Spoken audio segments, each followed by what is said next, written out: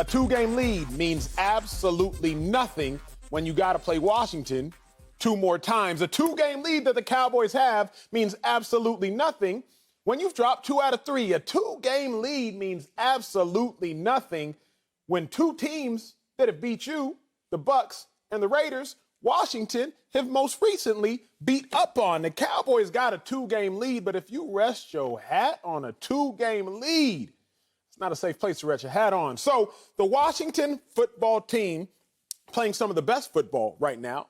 The Dallas Cowboys playing some of their worst football right now. I understand the Cowboys are America's team. I grew up in Dallas. I still got the 214 as my area code on my cell phone. But I also understand that this 2-game lead for the Cowboys, it might evaporate in the blink of an eye. So the Cowboys should be very, very worried about losing the NFC East. But Joy, you tell me, how worried should the Cowboys be about losing the NFC East? Not worried. Not worried. No, don't just mail it in. But Washington has the Cowboys, then they're at the Eagles, which is not an easy win.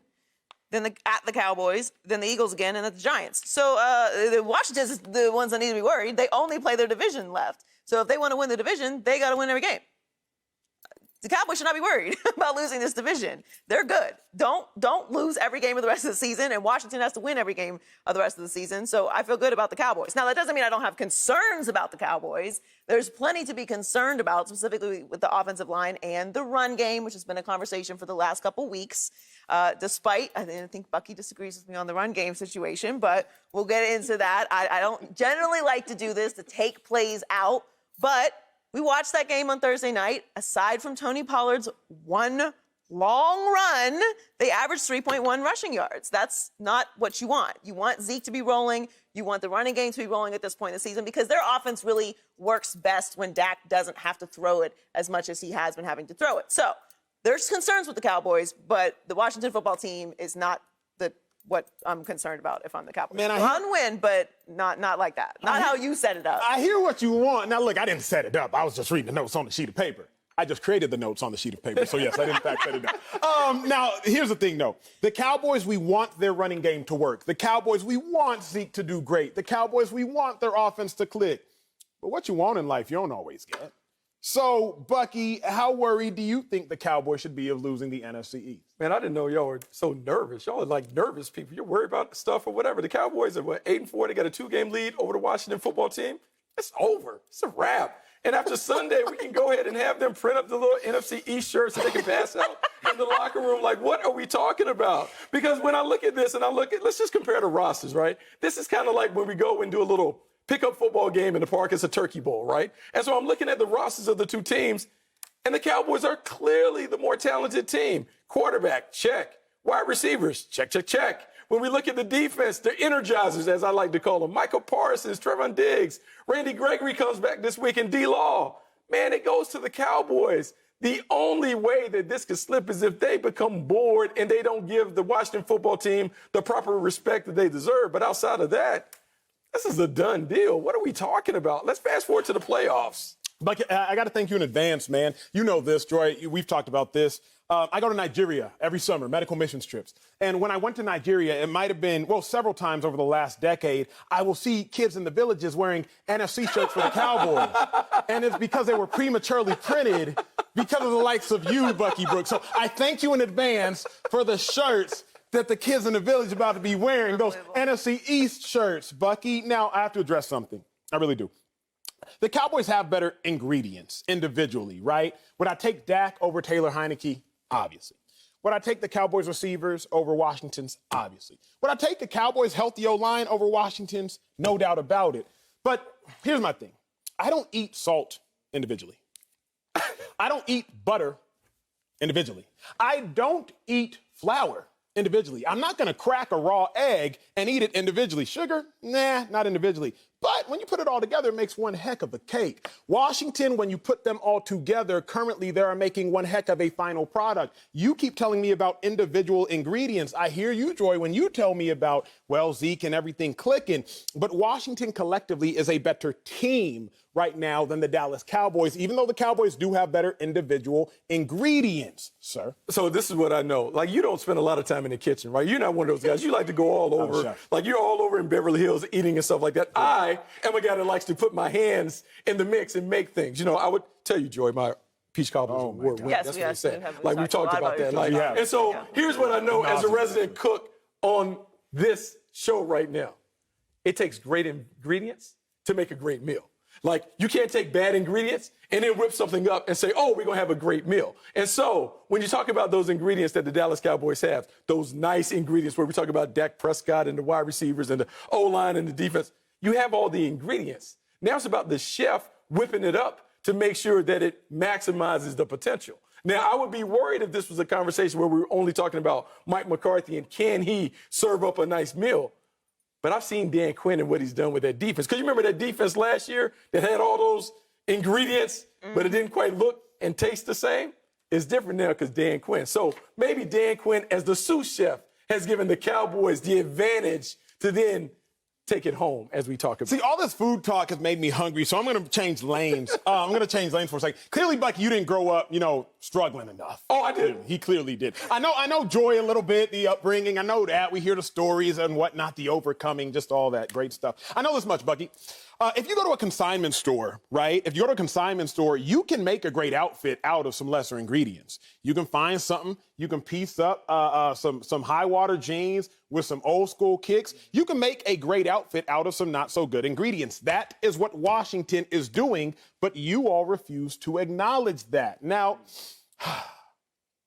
Joy, hopefully at this junction in time, you've come to realize that Washington is at least to some degree a threat to the Cowboys, but you still think that regardless, the Cowboys just have better ingredients. Yeah, well, I had another cooking reference before you pivoted into fashion, but we can stick with the fashion. Yes, you can put together a nice outfit at the consignment shop, but if you got a good budget and a great stylist like the Dallas Cowboys, America's team have, and you show up in the designers, at the end of the day, you hit the red carpet, you start talking about what you're wearing, the person in the designer outfit's probably going to win, and especially when they have a backup designer in Dan Quinn. Now, we're getting really into these analogies now, so let's just circle back to what's actually happening. I'm in the middle of you two, like literally and figuratively. I think that the Cowboys are in a great position. I agree with Bucky. I don't think that it's close, unless it's a complete collapse, which I don't anticipate, then they're going to win this division. That said, I think that Washington is a very dangerous team in this division. They clearly are getting on track at the right point in the season. They do have some ingredients that, for whatever reason, altogether, taste good. They got some gumbo going up in Washington, and I appreciate it. But their rest of their schedule is their responsibility. So, again, they play the rest of the division to fill out the rest of the year. Cowboys, Eagles, Giants. So it's really on Washington and not on Dallas. And my questions with Dallas, whereas Bucky is unconcerned about it, I do have questions about their running game and their offensive line, especially moving into the rest of the season in December. Here's how I look at it, though. They always say pressure bursts pipes, pressure makes diamonds. If you're Washington, and I don't know if either of y'all have realized this, Washington controls their own destiny. Exactly. So if Washington wins out, they're in. And if you're Washington, you know what they say, if you're scared, go to church. I don't know what that means about me because I do go to church often. I'm not scared. But if you are Washington, you just got to win and you're in. So Dallas, while they are 8-4, that just to me is absolutely irrelevant. Also, if you want to talk coaching, if we want to talk the designer, if we want to talk the head chef, Ron Rivera has been to a Super Bowl more recently than Mike McCarthy has been to a Super Bowl. Ron Rivera has done more with Washington than Mike McCarthy has done with the Cowboys, particularly given the lesser that he has. If I have to bank on one of these coaches to actually make noise, I'm going to bank on Washington. I also, Joy, I don't look at the NFC East as daunting for a couple reasons. Number one, Daniel Jones. He has a neck issue. We know he ain't playing this week. Who knows when he's coming back? Well, yeah, and Mike Glennon might not play either. Number two, the Eagles. I don't know who's playing for them at quarterback. We're going to get to that later. But the Eagles got Jalen Hurts. Last time we saw him, no touchdowns, 3 interceptions. Gardner Minshew, eventually a magician. We learn all their tricks. Then you got the Cowboys. The Cowboys have looked atrocious lately as it pertains to the Cowboys. So when I look at Washington's schedule, I look at that as opportunistic. I don't look at that as something to be afraid of. If I'm Washington, I got the Cowboys right where I want them. We all ran track up here. Y'all ran. I didn't. I do. But we can still use a track analogy. I'm looking at the Cowboys if I'm Washington, and I realize we got about 100 meters left. I'm hearing them. They panting. They breathing.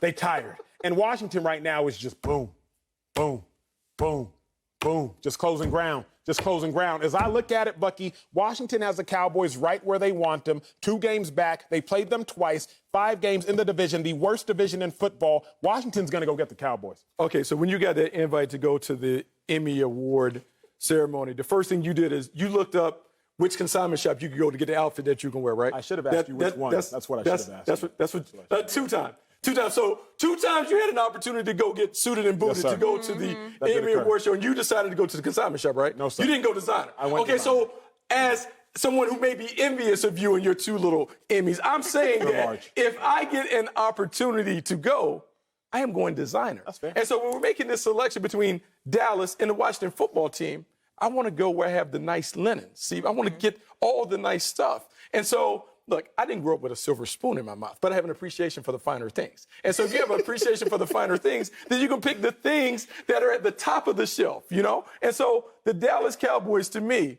more talented team. And typically in the game, we talk about it. It's not the X's and O's, it's the Jimmy and Joes. They have better Jimmys and Joes than the Washington football team, which is why. Don't worry about the Nigerian people in the Dallas Cowboys t-shirts.